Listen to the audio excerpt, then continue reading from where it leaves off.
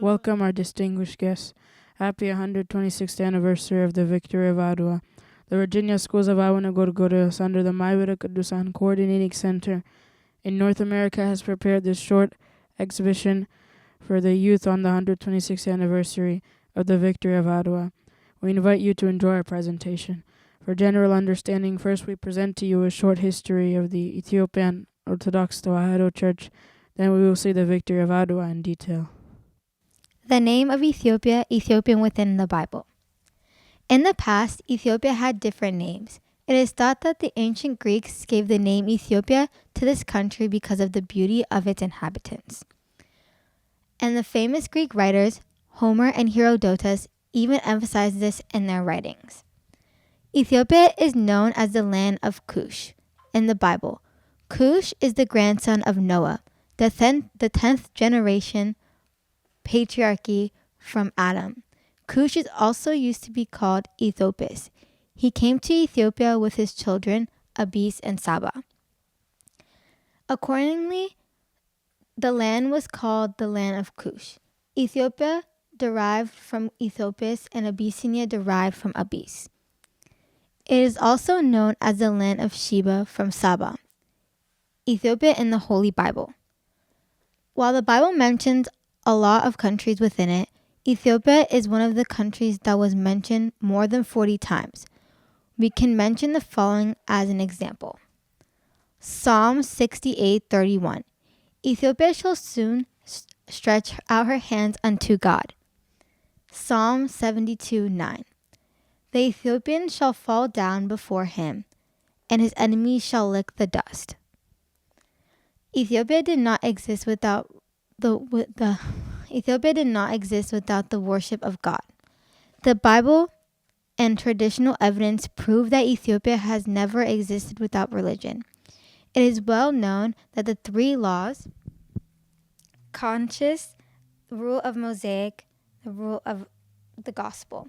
Ethiopia is inseparable from the worship of God. The fact that Moses' wife was Ethiopian is the testament for the fact that Ethiopia used worship God even before the existence of the scripture. According to the Ethiopian Church's history resources, Queen Sheba's trip to Jerusalem is a fundamental reason for the entry into the Old Testament faith and Mosaic law. In our country, the Old Testament came to Ethiopia with the Ark and the Covenant through King Menelik the First, the son of Solomon and Queen of Sheba. Poster 3.0. The entry of the spread of Christianity into Ethiopia. Christianity was introduced in Ethiopia just a few years after resurrection of Jesus Christ through the finance minister of Ethiopian Queen. He was baptized by Philip in 34 AD. While the pilgrimage to Ethiopia, Acts 8, but the order of the priesthood came to Ethiopia in the early 4th century through Freematus Abune Salama. Christianity was further spread to many parts of Ethiopia through the famous 9 saints who came to Ethiopia seeking shelter from the persecution. The spread of Christianity in Ethiopia. Saint Yared, Saint Yared, Abune Tekla Haymanot, Saint Lalibela, and Abba Gorgorious Zagascha are among the noticeable saints that spread Christianity to all the parts of Ethiopia. Saint Lalibela, who was one of the holy kings of Ethiopia Church during the Zagwe dynasty, was both a king and a priest when he constructed the 11 rock-hewn cathedrals. Abba Georgi Zagasha wrote more than 40 books. Abune Tekle Haimanu taught the gospel and made numerous disciples throughout Ethiopia, including the remote parts. These are only a few examples. To this day, there are many servants who contribute significantly to churches, ministry, and contribute to spread Christianity. The contributions of the church to Ethiopia. The Ethiopian church is not only a center of faith, but also an economical, social, historical, artistic, and similar sources of valuable knowledge. The church has made a significant contribution to our country, Ethiopia, and continues to do so in many ways. To name a few, and education. Prior to the development of contemporary education in our country, the Ethiopian church engraved the alphabet, mixed ink, produced parchment, created pencils, and passed down art and literary works to future generations. In addition, the church created a curriculum for a wide range of occupations and trained professionals in both the church and the palace. This is a holy church that has served as a university, from national unity, freedom, and dignity.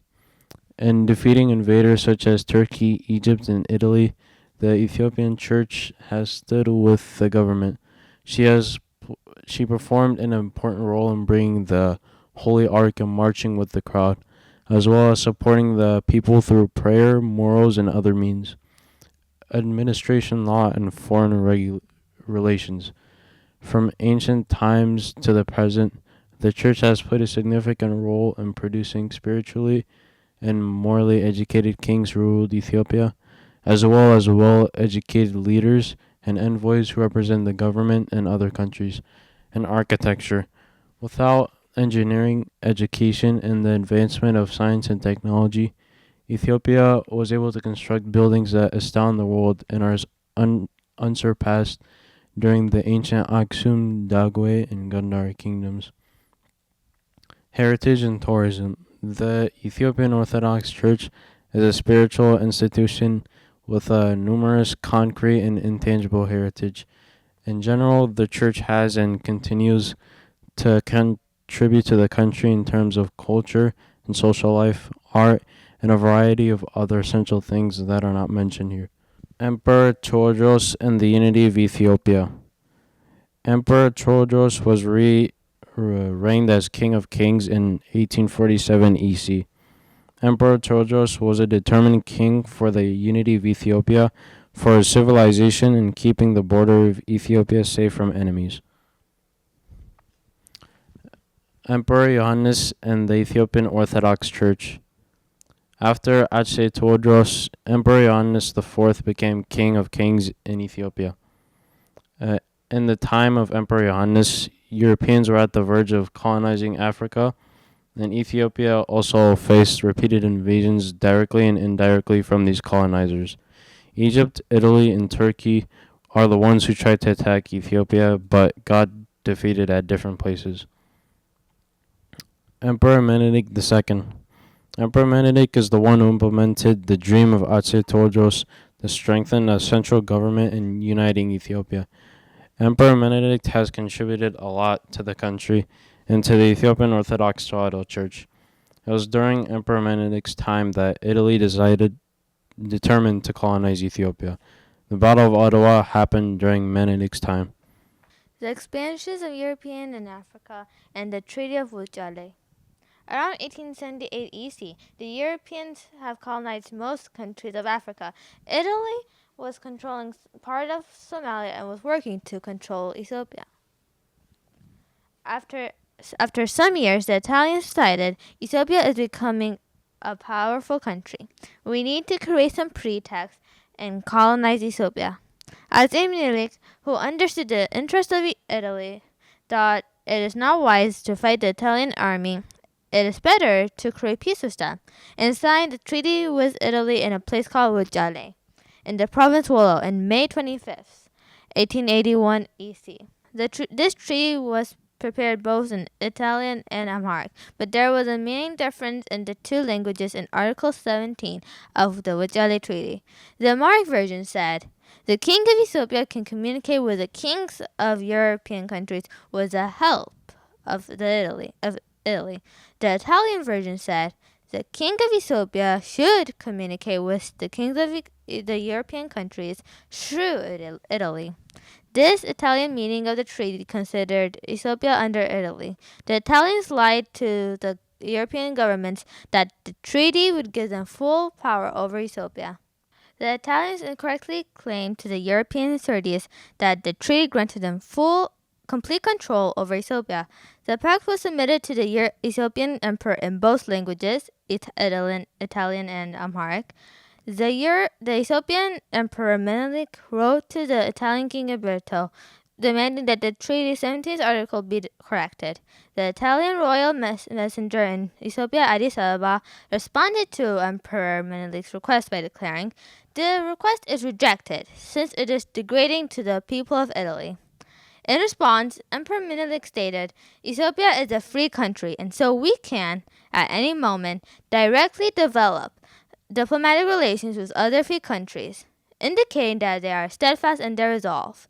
The scenario sparked the Ethiopian-Italian War. Following it, the Italian troops crossed the Ethiopian border and the war began. The proclamation of the War of Adwa. When Ethiopian Emperor Menelik knew that the war was unavoidable, he recruited troops, purchased warcrafts, and strategized military tactics with his war generals. He issued the following proclamation addressing the war. The proclamation of the War of Adwa. "I hereby decree, God in his goodness has maintained me to this day, removing adversaries and expanding my domains. And to this day I have ruled by the mercy of the Lord. I grieve not, thinking about my death, because death comes to all men. And I have no doubt that the Lord will not abandon me in the future, because he has never abandoned me in the past. Now a force determined to destroy our country and change our beliefs has crossed the oceans and entered our God-given territory. Seeing the death of our livestock and the weakening of my people, I stood silent, yet he, like a rodent, started digging into the ground. With the help of God, I will not hand over my country. My fellow countrymen, I don't believe I have ever disappointed you, and likewise you have not either. May he who has power assist me with his strength, and may he who lacks strength assist me with his prayers, for the sake of his wife, children, and faith. If you choose to do otherwise, you will have to answer to me, and I will not leave you without retribution. I swear it in the name of the Virgin Saint Mary. No meditator shall be able to prevent me from doing so, for I am marching to the war in October. May I find you gathered in Werilu in the mid of October." The people replied to the declaration of war. The declaration of the monarch elicited a response from the citizens of Ethiopia from all parts of the country. The farmers abandoned their farms, the carpenters and artisans their tools, and accompanied King Menelik into the combat. They had brought their wives, swords, spears, and guns when they joined the army. Above all, they were confident in their bravery. 100,000 soldiers, as well as 24,000 servants, cooks, and medical aides who assist wounded soldiers, all marched to Adwa. Generals of the Ethiopian Army. On dawn of February 23, 1988 EC, Atse Minilik decided to start the war. On total, there were 73,000 soldiers, led by the brave Ethiopian generals. The marching of Abune Matthios, the war with the ark and the priests. When King Menelik arrived at the army, Abune Matthios was with the army together with the ark, Saint Mary, and the priests. Empress Taitu, the queen, was together with the ark of Saint Mary and Abune Matthios with her guards. The number of priests who marched to the war was huge. On the day of the fight, some of the priests were with the king, some were with the queen, and the others were with the army. They were accepting confession and also encouraging the soldiers.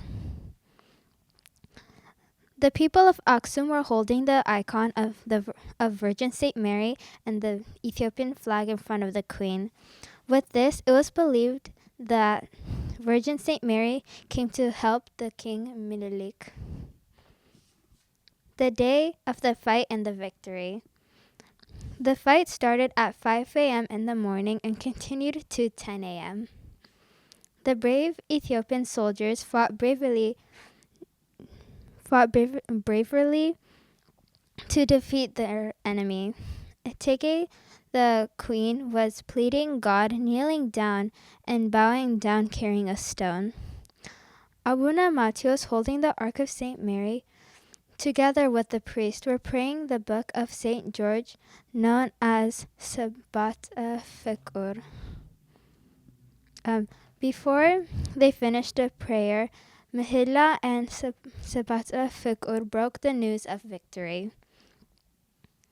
The front of the army of Italy got defeated, and King Minilik moved forward, beating the remaining of the army of Italy. Saint George was helping the Ethiopian army. Saint George. Ethiopian forces assisted of Saint George over here win the battle. Painted 1965 to 75. The Italians in the fight. Many Western writers and artists were depicted in their work. The defeat of the Italian army and the bravery of the Ethiopian army. Some examples are shown here. Over here and over here. The contributions of the Ethiopian Orthodox Tewahedo Church for the victory of Adwa. The Battle of Adwa was between two countries which have completely different life and philosophy. One country was a colonizer and an aggressor, believed that black is a slave and should be underway. The other country, our country, Ethiopia, was never colonized another country or never got colonized. Strongly disagree with the idea of colonization. Her people believed in the power of God rather than their own power. Respect all countries' perspectives of their prosperity. Believe that all people are created in the image of God and everyone is equal, not a slave for the other. Her people are ready to die for her country and religion and get heavily rewarded. So how was the victory achieved? The victory of Adwa is achieved through the belief founded by the church. The foundation of the victory was the balance of belief and mindset. The Italians were overconfident with their latest armaments and fighting ability, and that led them to excessive pride.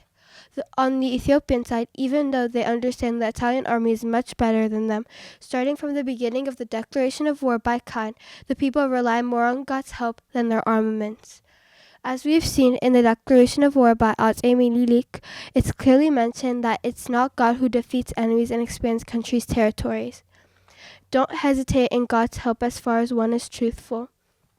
Enemy is deemed as enemy because it came to destroy a country and change religion. Would fight with the help of God. The victory of Adwa was achieved with strong belief that is not only through fight, but as it said, blessed are those who mourn. With mourning and crying to God, one can be win. This was the part missing in the Italian side. The church advised to make a good preparation for war. The church went to war with the people and contributed a lot of prayer in keeping the morale of the people. We can say that the contribution will always be remembered in history and will be passed from generation to generation, organizing the people of Ethiopia to get victory. King Minilik II went to Adwa for war with the Ark of St. Joseph, the bishop, and many priests. On the day of the fight, the priests were encouraging the army together with war leaders and soldiers. On the day of the fight, after the liturgy led by Abune Matthias at St. Gabriel's Church in Adwa, the Archbishop gave this benediction. O my sons, today is the day which the judgment of God will be done. Go and die for your religion, your country. May God have mercy on you. The significance of the victory of Adwa, the need to celebrate it. It has confirmed the liberty of Ethiopia. Ethiopia has become the only country in Africa that was not colonized with European colonizers. In the 19th century, for the first time, imperialism got defeated in war. Like other countries who were not colonized, Ethiopia kept her culture, brave kings, people who love their country, people ready to die for their country, strong belief in religion, well-organized army. The Ottawa victory has been a kindle for the other African countries to strengthen their fight for their liberty. The victory of Ottawa is the victory of Africa and became the kindle to fight for liberty. In the modern age, Black power from Africa was able to defeat a modern European power for the first time. That gave the end to belief that Europeans were superior and special creatures. For Africans and Black people in diaspora, the victory of Ottawa held the hope for eventual freedom from European colonism. Though the victory of Adwa was the effort for the Ethiopian people, it made the fight for liberty of Africa to become universal.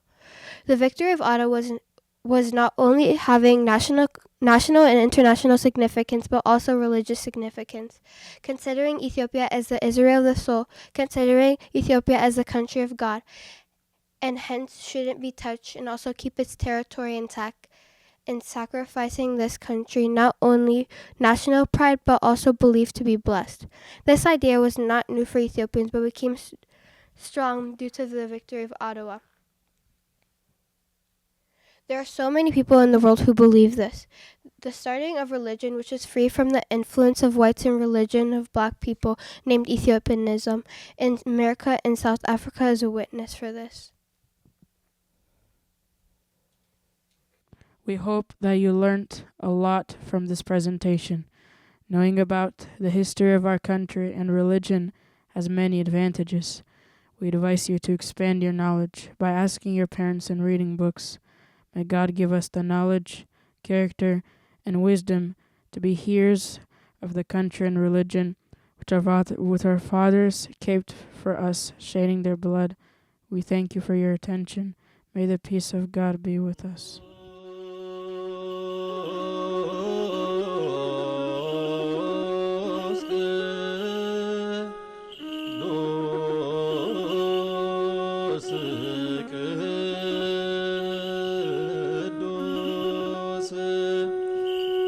እግዚአ